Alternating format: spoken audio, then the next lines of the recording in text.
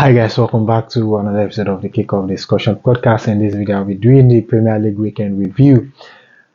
It was another exhilarating Premier League weekend, and we all enjoyed ourselves over the weekend. And from what we've seen and what we've learned over the weekend, I would love to discuss about it based on different teams from Man U, Liverpool, Chelsea, and Arsenal's perspectives. Now let's get to it. I will start with Manchester United. They won 3-0 away at Southampton through goals from Marcus Rashford, Alejandro Garnacho, and Matthias De Ligt. It was a breath of fresh air for Man United because they needed that win. It was a much needed win for them because this season their performance has not been great and they are not really been convincing in the Premier League. And it's early in the season and Eric Ten Hag has come under fire on different occasions this season as well. And a player like Casemiro was heavily criticized after their last game against Liverpool, and things has not been going well for Man United. But that win gave them a breath of fresh air, and it is a much needed win for them, as I said earlier. And this time around, in 4 games so far this season, they managed to win 2 games, and they lost 2, and they scored 5 goals as well, and they've conceded 5 goals. So they needed to win. And the goal scorers, they were fantastic. I would say they were fantastic. But I would just like to mention some things from the manager's perspective and things I see and observe from the game. The manager, according to his lineup, opting to bench Casemiro for Eriksen, I don't think that works well for them, especially in the first half, because there wasn't mobility in the first half. There was no mobility, and Southampton was just running at them as they like, because the Southampton got a penalty, which I think if they had scored that penalty, it would have been a completely difficult game for Man United. But fortunate enough for them, Onana came to their rescue, and some minutes later, they got the opening goal to the lights, and they doubled the advantage minutes later as well in the first half for Marcus Rashford. See, if he gambled like that against a good attacking team in the Premier League, I think Man United will be punished and they will be in for a ride again this season. But for me, I think regardless of what Casemiro has done in some games, I still think from my perspective that Casemiro still have that experience, and in that position to propel Man United forward. And if things go like that for them, if things continue like this and he's trying to gamble things around, I'm sorry, I don't think Man United will have a great season. That's my own opinion. You can throw your thoughts in the comment section. Let me know what you think about it. And second thing from the manager's perspective, the playing style. For me personally, I do not understand the type of football that Man United are playing at this point in time. I'm sorry, I don't understand. If you understand as a United fan, you can drop your thoughts in the comment section. Let me know, because it just seems like the manager depends solely on the players' intelligence, that just go out there, do your thing, and get the winning. And sometimes it may not work well against a well-structured team that have good playing style. So if this manager really wants to propel United forward, I think we should see some kind of identity in the way Man United are trying to play. I think this time is the right time, because the owners have been trying to restructure the team, and so far they've spent a lot of money to get the manager what he wants, and I think he has spent around 600 million plus, which I think by now Man United fans should be seeing some certain style of football that is trying to implement. But I have not seen that. Maybe if you have seen that, let me know what you see in the comment section. And moving on to the goal scorers. Well, Marcus Rashford, it is a brilliant goal from him. But I think from my perspective, if the goalkeeper had shifted a bit to the left, I think maybe he would have been able to save that penalty, that shot. However, it was a brilliant shot by Marcus Rashford, because he used the player in front of the goalkeeper to deceive him, and he called the ball into the far left corner, which is very very good from him. And that is just his first goal since March this year, which I think it's great for him at this point in time, because he really needs to score that goal, because we all know what Marcus Rashford can give, the qualities that he possesses, and he will be able to help the team if he is in his top form. So it is a great goal for him, and from this time upward, to help the players have confidence. And secondly, Garnacho also came on to make an instant impact. This guy has been has improved significantly this season, and I think the manager should at least shovel the side and try to give him more starts in games, because a player who comes on to make significant impact for the team, I think that kind of player deserves to start games. That's my own opinion, though. You can drop it on in the comment section as well. And as well, Matthias Delight, it was solid and it was fantastic throughout the game, throughout the time he spent on the field. Eventually, I think he had some issues. Maybe he picked up a knock, so he had to be replaced in the second half. But his performance on the team was fantastic, and he also got a goal for United, which I think it is a great goal, by the way. It is a great error, and it's actually the goal that gave United that head start to go all out in the game. So these are the things I say about United. If you are a United fan, just drop your thoughts in the comments and let me know what you think about it. And moving on to Manchester City. Manchester City, as we all know, they are perfect this season, because they are the only side to win 4 games in 4, and they are yet to lose a game. They played against Brentford at the Etihad, and they managed to win them 2-1 at the Etihad. Brentford are just the only team to beat City at home since November 12 of 2022, where they won Manchester City at home 2-1. And that season, they managed to beat them home and away as well. They went to their home and they also beat City 1-0 that season, which is 2022-23 season. So this time around, that wasn't the case, because I know that Pep Guardiola know what is at stake and what he needs to do in that game. And fair enough, the Brentford started brightly. They got an early goal in the first minute of the game. However, that doesn't last long, because Erling Haaland got 2 goals in that game to put Manchester City in control of the game, which I think is perfect for them this season. Now they are first on the table. So far they've scored 11 goals, 9 goals from Erling Haaland alone, and they've conceded 3. From my own perspective, defensively they have not been solid this season.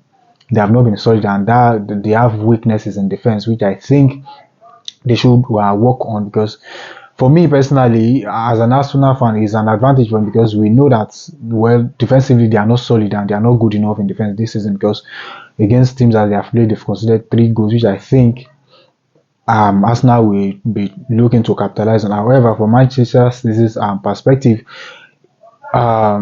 it's not good enough from them, because the only thing that offsets their defensive lapses is just the number of goals that they've scored this season. They've scored 11 goals so far this season, and 9 goals of those goals came for Erling Haaland, which I think now is the highest goal scorer in the league, and he has started brightly to the season as well. So it will be a very very tough season for any team to face Manchester City, because we all know that Manchester City are just they are just the they are the devil in the Premier League, because they will not allow anybody to run at them anyhow, because Pep Guardiola is just the best manager in the league, and there's no doubt about that. So these are the things. And this Monday, today, I think the allegations against them, the hearing for the allegations against them, 115 allegations, financial allegations against them, will commence. And many Premier League clubs really want Manchester City to be punished. Well, from my perspective, I think they should be punished if they are found guilty of those allegations, because it will not be fair to Everton and Nottingham Forest, who got points deduction last season for the same for similar offenses they committed in the Premier League. So let's just wait and see what will happen. And Pep Guardiola as well also also acknowledged in his pre-match interview that majority of Premier League team wanted them punished. There are different outcomes that will come from these allegations, and part of what could happen is point deduction, relegation, fine. There's still different punishment that could be given to Manchester City. But let's just wait and see what Manchester City, what will happen to them. Moving on to Liverpool. Liverpool lost at home to Nottingham Forest by 1-0, thanks to the goal from Hudson-Odoi in the 72nd minutes of the game. Nottingham Forest has not won at Anfield in decades, since the 1960s, if I'm not mistaken. I think 1969 or so. I saw the post and the record. It was an historic win for Nottingham Forest, and as well, it was a terrible performance from Liverpool. It was a terrible performance from them. Their final third affairs lacks quality, and they were not able to actually bring something out in the final third. Although they had the lion's share of the possession, and they also had more shots than Nottingham Forest. They have about 14 shots and 5 shots on target, which I think they should have been able to score from those attempts, but they were not able to. But from my own perspective, I think Arne Slot has had a fantastic start to the season, given the fact that they only did 2 significant business in the summer by the addition of Federico Chiesa and another goalkeeper. I don't really know if the pronunciation of his name permits me. But for me personally, their brilliant start to the season all boils down to the tactical genius of Arne Slot, because in the Premier League he's one of the best tactical coach that we have currently in the Premier League, and that is evidence in how Liverpool play. The way they play is just quite different. So I will make a separate video about their tactics sometime later. But for me personally, Arne Slot is just a great manager, because if you look at how Liverpool play, it will be very, very difficult for any team to stop that Liverpool attack. But that wasn't the case, because their front three of Luis Diaz, Diogo Jota, and Mohamed Salah, they could not really get something for them, because their chances in the final third were lacks quality, and they should have been able to do better. Mohamed Salah was instrumental to their perfect start to the season, but on this occasion his performance was terrible against Nottingham Forest. And this is, he has got 3 assists and 3 goals to his name already, and Mohamed Salah will be very, very great.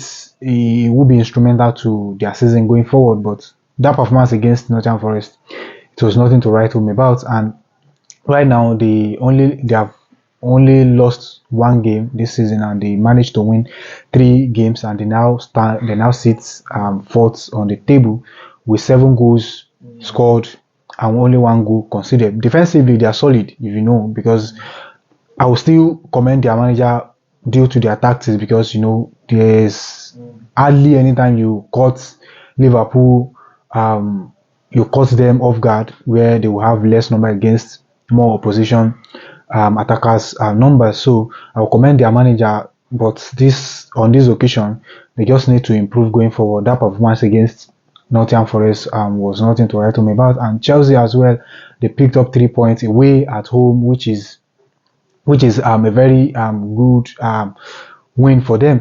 Enzo Maresca, well, he has not found out rhythm with this current Chelsea squad yet. He's still new. All these boys are new to the team. There's no perfect structure in the team as at when he came in. So I'm not going to fault him up, because he's trying to experiment some things in the team. But for me personally, as I saw their lineup, I knew for a fact that Chelsea would struggle, and they did struggle, because opting to play Renato Vega in the midfield instead of playing like Casade, who is more of a natural midfielder than Viega. I think that contributed to their struggles against Bournemouth, but you know they still managed to get a goal thanks to the goal from Nkoku and a beautiful performance from Sancho. What a way to start his career at Chelsea. But from going forward, I think if Enzo Maresca want to do some changes, I think that midfield is not that place to change things, because you know when you have natural midfielders, I think you should test them out against teams like Bournemouth. No disrespect to Bournemouth, because I believe that they also play beautiful football against Chelsea, and they were all over Chelsea's faces. They are just so unfortunate that they could not get goals from all those their attempts, and thanks to Robert Sanchez as well, because that penalty save gave Chelsea an edge in that game. Imagine if Evan Nielsen converted that penalty, it could have been a difficult game for Chelsea as well. But you know, it was a great game overall for Chelsea, and I think Enzo Maresca is also trying to learn one or two things with this current Chelsea squad, because they are still young, and you know there are still a lot of things to be done with this squad for him to get a perfect starting 11, if provided if he does not have injuries in the team. And you know now they have 2 wins, 1 loss, and 1 draw this season as well. They've scored 8 goals and they've conceded 5. You know, defensively, they have not been great. I would say they have not been great defensively, but you know, attacking wise, they are great, because you know the combination of Kopama and Noni Madueke has yielded them a lot of results. And I think if that relationship moves, if that their understanding progresses well, I think it will be a great season for Chelsea. However, Enzo Maresca needs to find solution to his defense, because considering that lots of goals will not help them as a team. If you want to perform in the Premier League, you need to limit the way you concede goals. So that's just the only shortfall that I see from that game against Bournemouth. And moving on, lastly, to Arsenal versus Tottenham Hotspur in the North London derby. For me, I said yesterday that game, before the game, I was worried, because you know we missed a lot of key players in the midfield. However, the intelligence of Mikel Arteta got us all the 3 points in the Premier League, and the resilience of the boys as well gave us that 3 points in that game. You know, Arsenal has now won 3 times at Tottenham Hotspur Stadium, more than any manager in the Premier League has managed against Tottenham in the history of the Premier League. Only Mikel Arteta has managed to do that in the Premier League, and that is not an easy feat to achieve, because you know Tottenham are our arch rival, and it's always a very, very tense and difficult game for Arsenal to play. So I'm just so delighted that Mikel Arteta, his strategy was fantastic against them, because you know the Arsenal, we allow them to have all the possessions, and you know we pounce on them whenever we have that chances to counter attack them. And sometimes you know we go long, we play long balls, just to explore those spaces behind their backline. You know they play high press, and you know, but the boys managed to do their job against them. We are not playing a beautiful football at the moment, because you know the way Arsenal want to play, we've not been able to implement that this season. But we find ways to manage. We still find our way. We still manage to win games, which is very, very important in Premier League. It doesn't matter how you play. Sometimes, if you have to play dirty to get the result, because at the end of the day, the result is what matters most, and it counts at the end of the season. So I'm just so delighted that we were able to score that goal, and that goal for Gabriel, that was a fantastic goal from him, a beautiful header. And now Bukayo Saka has had 4 assists and 1 goal this season. You know, when I spoke about the comparison between Saka and Jeremy Doku, when Roberto Bires was trying to make comparison between them, I said in my video that if you want a player who contributes to team's output, Bukayo Saka is just the player to pick, because every now and then his numbers are impressive. He contributes a lot to this team, and you know, the game against Tottenham, it was evident. He still got another assist to his name. So that wasn't even a debate for my own perspective, because Bukayo Saka is way ahead of Jeremy Doku, because based on stats and everything,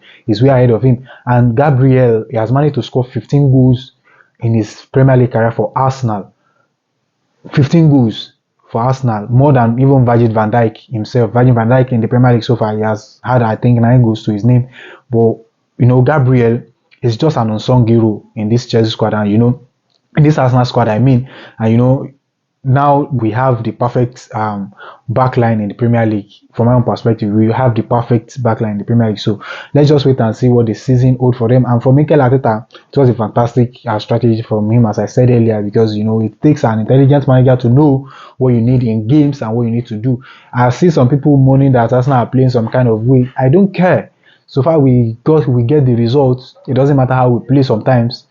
There are games that we will play beautiful football, and there are games that we will have to play dirty to get results. So this game against Tottenham is just an example of playing dirty and get the results. So that's just what I see in that game.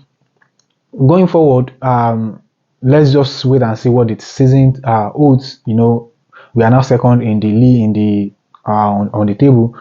We'll be playing Manchester City next season, and I think this schedule is very, very crazy for us at this point in time. But there's nothing we've not seen before. We've managed to find our way through, and I think this is just a small challenge, and I think that Mikel Arteta and the boys will find a way around this schedule. So that will be all for this video. If you are just coming across this page for the very first time, please do it to like, share, and subscribe. And if you are already there, please kindly smash the like button and drop a thought in the comment section to support me. Thank you very much for your support, and I'll see you in another episode. Bye for now.